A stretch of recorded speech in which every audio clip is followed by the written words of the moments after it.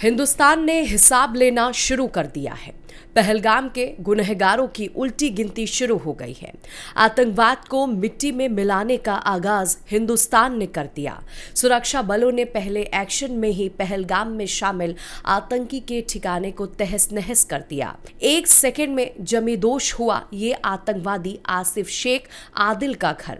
आरोप है कि ये पहलगाम आतंकी हमले में शामिल थे। पहलगाम आतंकी हमले में शामिल आतंकवादी आसिफ शेख का घर ब्लास्ट से उड़ा दिया गया। बताया जा रहा है कि सेना, सीआरपीएफ और पुलिस का दस्ता आसिफ के घर पहुंचा था। जांच में कुछ विस्फोटक मिले जिन्हें डिफ्यूज करने के लिए ब्लास्ट किया गया। आतंकी का ये घर पुलवामा जिले के अंतीपोर के त्राल इलाके के मुनघामा में था। दूसरी कार्रवाई आतंकवादी आदिल ठोकर के एक और घर को जमींदोश करके की गई। दावा है कि दोनों आतंकी टीआरएफ यानी जो लश्कर-ए-तैयबा को समर्थित थे। टीआरएफ ने पहलगाम हमले की जिम्मेदारी ली थी। दावा है कि जब सुरक्षा बल आसिफ शेख के घर की तलाशी कर रहे थे तब एक बक्से के अंदर तार और बैटरी का नुमा दिखाई दिया, जिसके बाद उसे कंट्रोल एक्सप्लोजन के साथ डिफ्यूज किया गया।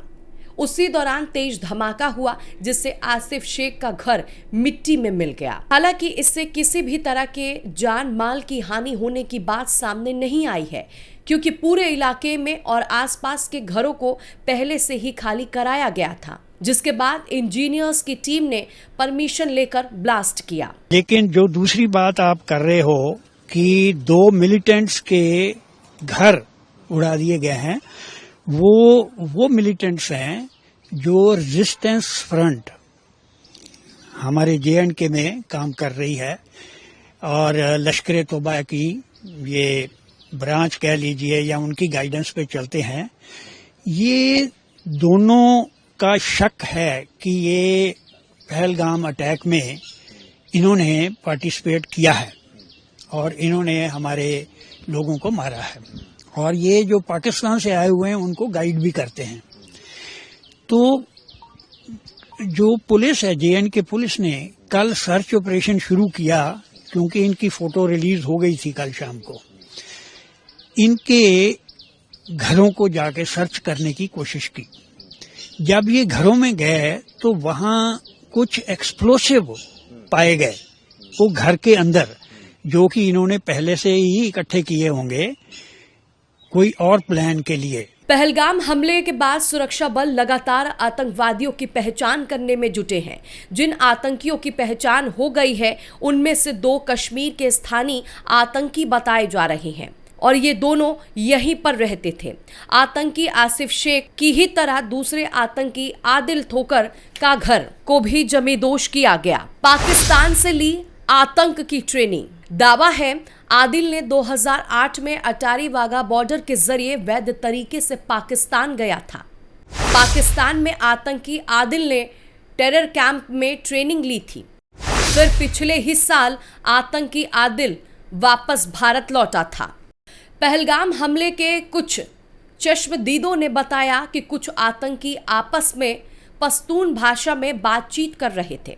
लिहाजा इस बात से अंदाजा लगाया जा रहा है कि हमले में शामिल सभी आतंकी संगठन लश्कर-ए-तैयबा के हैं।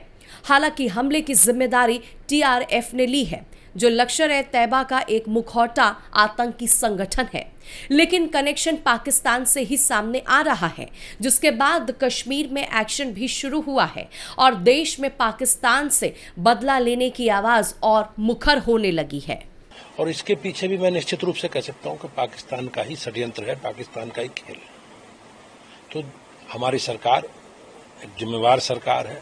हमारे माननीय प्रधानमंत्री जी को देश की 140 करोड़ लोगों ने चुना है, तो निश्चित रूप से देश के हित में हमारी सरकार कदम उठाएगी और ऐसे कदम उठाएगी जिस प्रकार से पाकिस्तान कभी भी भविष्य में इस प्रकार की घटना में शामिल न हो। आतंकवादी और उनके समर्थकों को अब बख्शा नहीं जाएगा, नहीं जाएगा, नहीं जाएगा।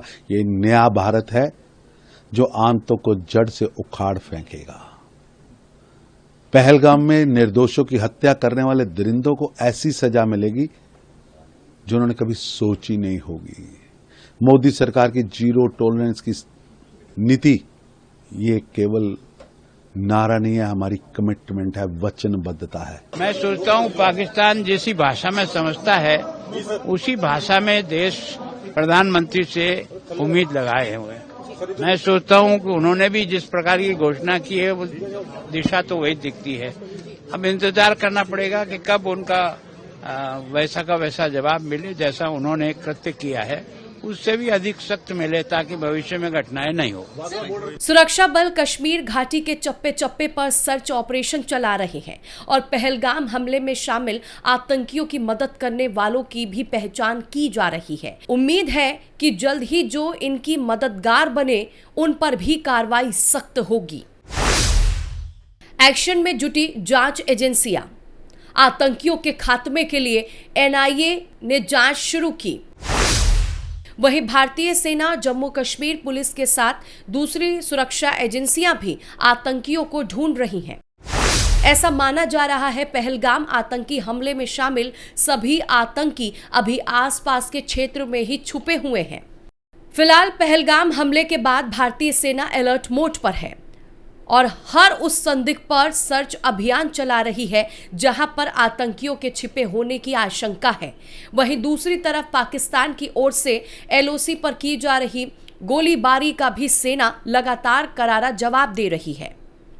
दोनों के बीच हुई इस मुठभेड़ में किसी के घायल होने की जानकारी नहीं सामने आई, लेकिन दावा है कि भारतीय सेना ने पाकिस्तान की कई चौकियों को तबाह कर दिया है।